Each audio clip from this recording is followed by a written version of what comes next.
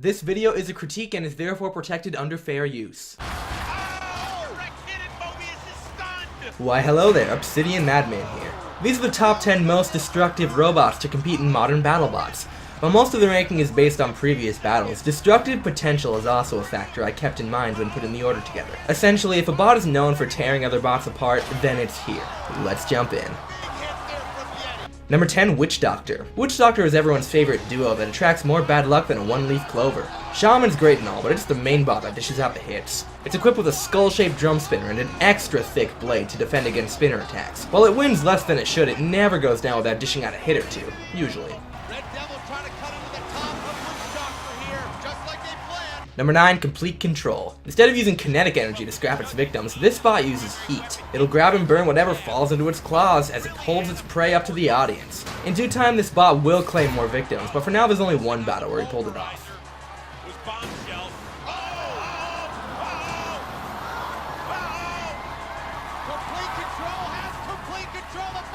Still glorious.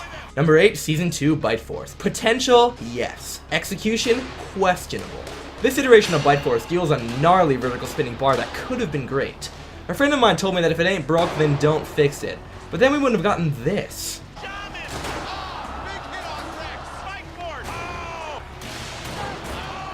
Put a plate over that exposed chain and you've got yourself a monster. It wasn't a conventional redesign, but certainly one I look forward to seeing in the future. Number 7, Beta. Ever had a washing machine dropped on you? Apparently John Reed has, and he turned that mode into a robot. Beta is the first hammer bot in modern Battlebots to not suck. Its destructive power comes not only from the point at the end of its hammer, but also the swing radius. Even though John couldn't get many shots in, the shots that do land leave marks.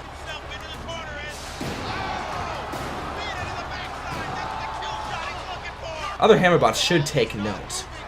Number 6, Bronco. 6 wheels, 1 flipper, maximum hang time. Bronco is the king of the few flippers in Battlebots, letting gravity do the dirty work. Bronco has one job, launching bots into the air and letting them crash to the ground. Bronco is very good at this. Phenomenal driving and a bulky design allows Bronco to take control of all of his battles.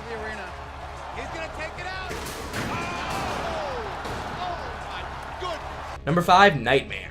I'd like to emphasize that when robots are in the box, they look smaller than they actually are. Knowing this, Nightmare becomes even scarier. The terrifying saw is about 3 feet in diameter and doesn't take prisoners.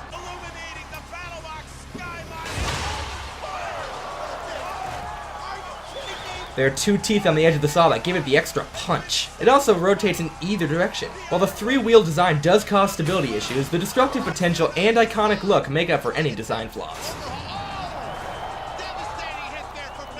Number 4, Ice Wave. That is a 47-pound blade that is traveling 300 miles an hour. Well, there you go. Ice Wave is a nasty spinner with gray tips at the end of its blade, making it difficult to see. It's not good at self-riding, but it is good at ripping faces off of other bots.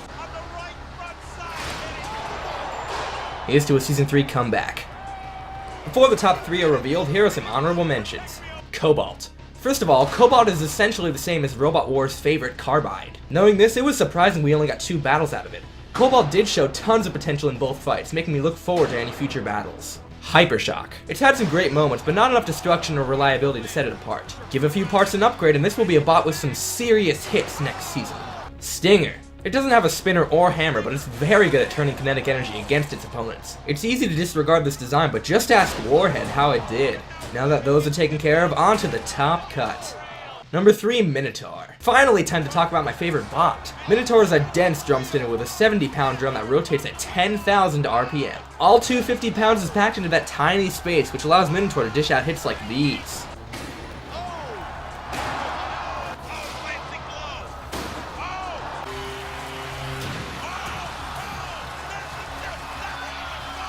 The drum has only 1 tooth, which gives it more opportunities to catch on to something. Hide your children and shield your lights whenever this bot comes into the neighborhood. Number 2, Son of Waiachi. Taken out of retirement to settle a bet, Sal uses 3 meat tenderizers to obliterate any and every robot that ends up in its way. I heard from somewhere that the weapon system alone takes up half the bot's weight. And what can this weight do, you ask? Creepy crawlies might be having second thoughts.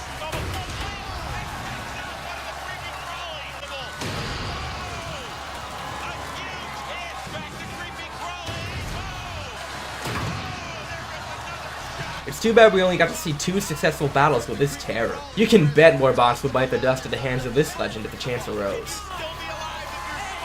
Finally, number 1, Tombstone. Who else? As the king of horizontal spinners, Tombstone brandishes a thick metal bar that takes up half the bot's perimeter when spinning. This offers more defense than the show gives credit for, as this makes it harder to make contact with the body or take out the wheels. But all that's really important is how well Tombstone rips its opponents apart.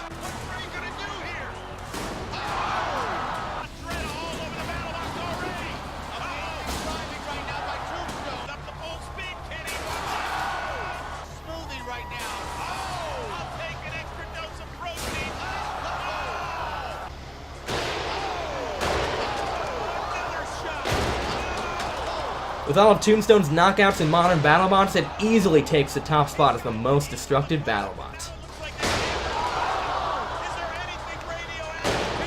Well, I hope your favorite bot was here. This time I wanted to make something the fans would appreciate. Tell me down below what my next ranking should be. I've got stuff planned, but your input is what drives these videos. But whatever your thoughts are, I'm Obsidian Madman. Peace out, folks. I look forward to your return.